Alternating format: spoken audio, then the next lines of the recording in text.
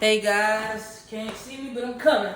Alright, part 2, we back. So again, we just did part 1, and I told you we would be having a conversation, basically talking to 2 of my homies about growing up without their dad, but having a chance to reconnect with their dad, and 2 different sides of it. One did, one didn't. So this part 2, got my homie Claude, Chatty Cathy and crew. My new club, I say my new crew member for the day is gonna be Claude. Claude, as we talked about, you grew up in the city, right? You grew up in a single parent home without your dad. Yeah. So, what effects did it have on you growing up? Tell me about your childhood. How did it affect you growing up? And then we're gonna branch off from there. Growing up without a dad, Talk a little bit. it affected me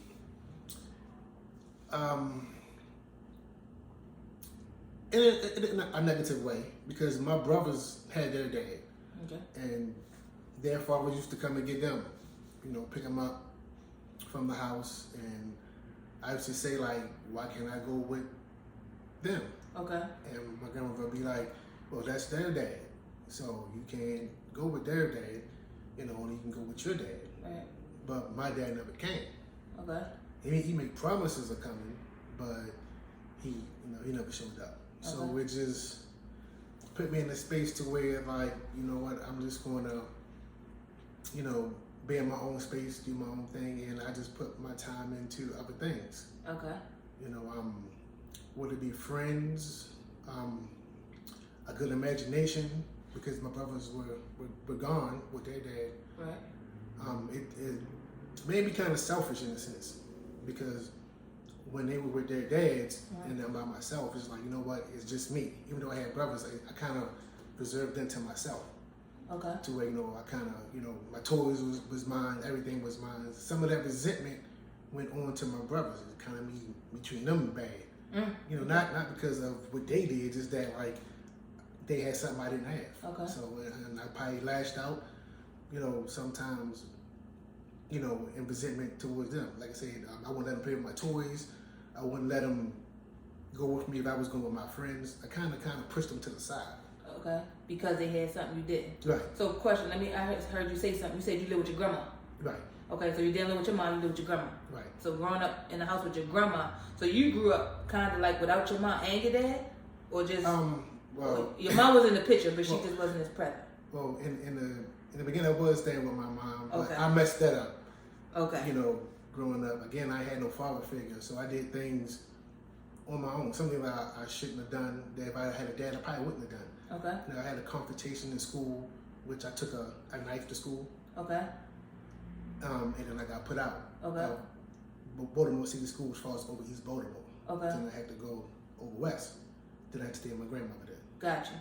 All right. So, you said you were selfish to your brothers, right? And you wouldn't let them go with your friends. Yeah. So at the age, so tell me when it really affected you outside of not childhood, but I guess once you got into being a teenager, how did it make you feel? All right. So now you're growing up to be a young man.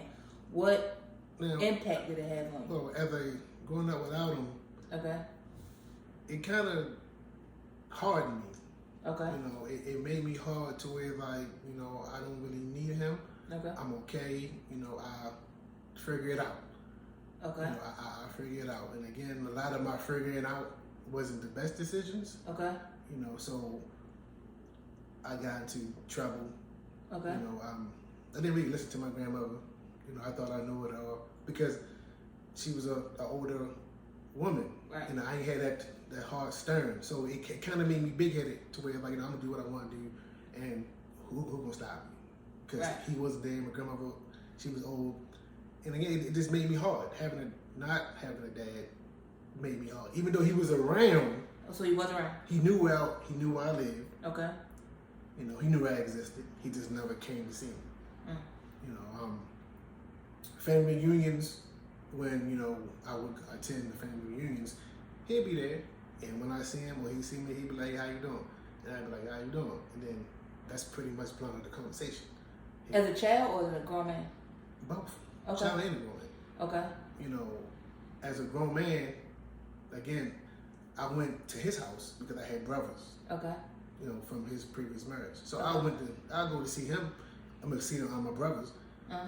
and I, see them, and he'd be there. He'd be like, hey, "What's up?" I'd be like, "How you doing?" That's the brunt of the conversation, because his wife Uh-huh. told him that when I was a younger, Uh-huh. I couldn't come to the house. Mm. I couldn't come to the house. I wasn't allowed to come to their house. So, and that's just what it was. He listened. So when that happened, as a kid, of course, that he ended up coming to see me. I couldn't go see him, and I grew up like that to where that became my normal. That dysfunction became my normal. So after a while, I got numb to it. Okay, but how did it make you feel?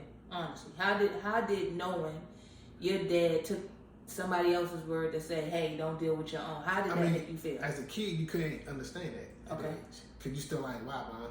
You ask your mother why. So as a child, you really can't understand why that's happening. Okay. You feel hurt. You feel angry because it's questions that my mother can't answer. Right.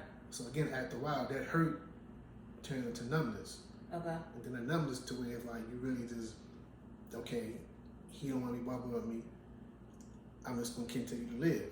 I'm gonna continue to be a kid and just live. Like I said, after a while it does hurt. Right. Because as a child, you come with two parents. Right. And they both were there, then one's not there. It does play a part on your emotion. Okay. And then how you grow up. Okay. And how you become a young man into a grown man. Okay. So let me hear you. So you saying as you grew up, is what I'm taking. As you grew up, you got harder, right? And you had issues that you felt like if your dad was there, you wouldn't have had. Yeah. Right. So then, okay. So now that's 16, 17. So from 17 to let's say 25, how did it affect you? It didn't affect me. It didn't. You was over it. I was over it. I was over it probably at the age of probably 13. Okay. I was over it. Okay. So did your dad ever try to come back to have a relationship with you? He tried one time. Okay. Where he took me bowling. Okay.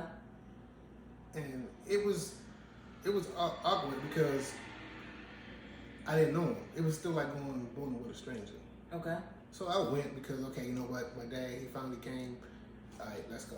So we go. At that time, I'm good. Okay. But there's no conversation. It's just, okay, my father, his friends, myself, and we bowling. So he more conversating with his friends than me. Okay. Because again, there's no connection. So there's really nothing to say. Right.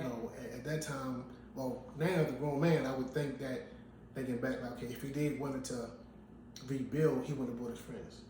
It just would have been him. Right. And then we can start establishing, a relationship, but that never happened. Okay. So that probably was the only time ever in my life that he actually came and got me. We did something. Okay. So, that's tough. So what impact has it had on you as a father? Oh, it had. Because you have kids, right? Yeah, I had two boys. It made me a better father. It impacted me in the way that I felt the hurt. I knew how I feel not to have a dad. Okay. So I told myself once I have a child, or kids rather, I will never be like my father. Because I knew how I felt to be disappointed or to have that void, of not having a dad. Especially when you got friends around you who was in a two-parent home or their dad is active in their life. Right. It's hard. So I became a complete opposite of my father. Cool. And and I would thank him just for that part, from him being who he was. I appreciate that because it made me a good dad to where I'm always there for my kids if they ever need me. I never told my kids no, never. Okay. With anything. So it just made me a better father. Okay. So let me ask you, what part of your life do you feel like would have been better if you would have had your father? Your manhood or your childhood? Honestly. Where do you feel like you needed him the most? Because at a point... My childhood. Okay. Yeah, my childhood. Because, a lot of things that I didn't know that my grandma had to teach me. You know, Okay. like riding a bike, you know, changing a flat tire on a bicycle. Okay. You know, tying my shoes, the birds and the bees, females. You know, The birds and the bees. yeah, you know how to groom yourself. You know, Okay. properly. You know, just how to respect women.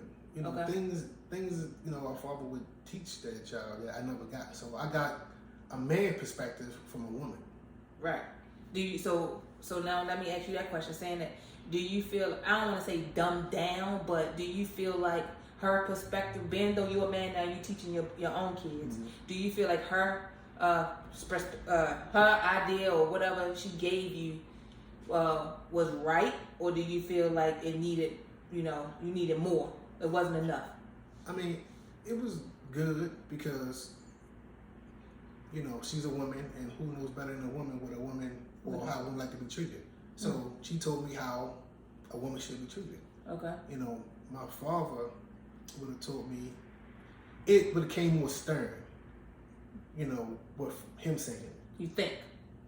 You know, I'm pretty sure. It would have came across like, look, A, B, C, bop, bop, bop. And Okay. again, what a father role is, Okay. not only is you would kind of intimidated or fear your father, you listen to your father because he is the authority figure. Okay. So whatever he would say, would have said, it would have been like graved in stone, like, okay, he wanted me to do A, B, and C. And if I didn't, I'd have been in trouble. See, little boys, we get in trouble with our mother or our grandmother, but Right. there's no fear there. It's like, 'cause after a while, we think we're stronger than them. But the father role, you may try your father at the mouth until he puts you on your bottom. Right. Other than that, you'd have been set straight. So, like I said, the father role, I missed so much, but I gained so much too without a man there. Meaning I gained more of, I care for my kids, listen, understanding. Right. I keep them close. Okay. You know, Okay. so it's. I mean, not saying that if he was there, I would have turned out how I turned out now. It's just saying that I'd have had more knowledge of what a man is, how to be a man, how to treat a woman sooner than my grandmother or trying to her. Because if I have a father, it's not their place, my mother or my grandmother, to teach me to be a man when my father is breathing. Okay. Right. Sorry. So I get it. So my my thing to you would be, if you had to sit a young man down today who's in a position, what advice would you give him? The same position you were in growing up. He's looking for his dad. He can't, he's there, but he's not there. How would you tell him to push forward? What would you say to him? I mean, what would I say to him? First of all, I would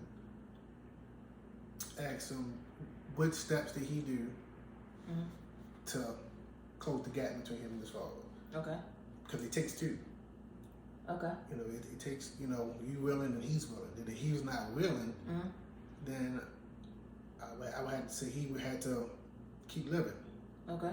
Because I think that hurts more when a child is trying to connect with the parent, and the parent is constantly shutting them off or pushing them away. That hurts. Right. For them to keep trying, and you just give them your butt to kiss. Right. So after a while, that child will be hard, he can be resentment, and he just, he might be a terror, he may not be, but I would tell that kid, just keep living. Right. You got a roof over your head, you got a mom who love you, grandparents who love you. Feel that love. Any void you have, fill it with that love that they give you. Right. And you keep on living.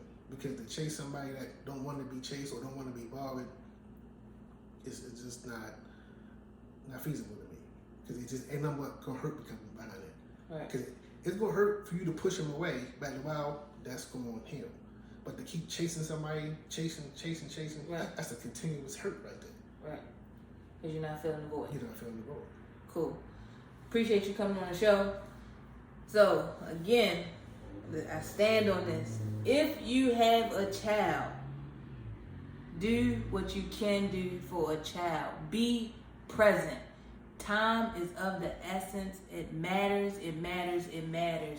Do what you can for a child. The money things, if you don't have the money, it will come later. But put the time in, put the work in, and you will be rewarded eventually, and so will the child. Thanks for listening, guys.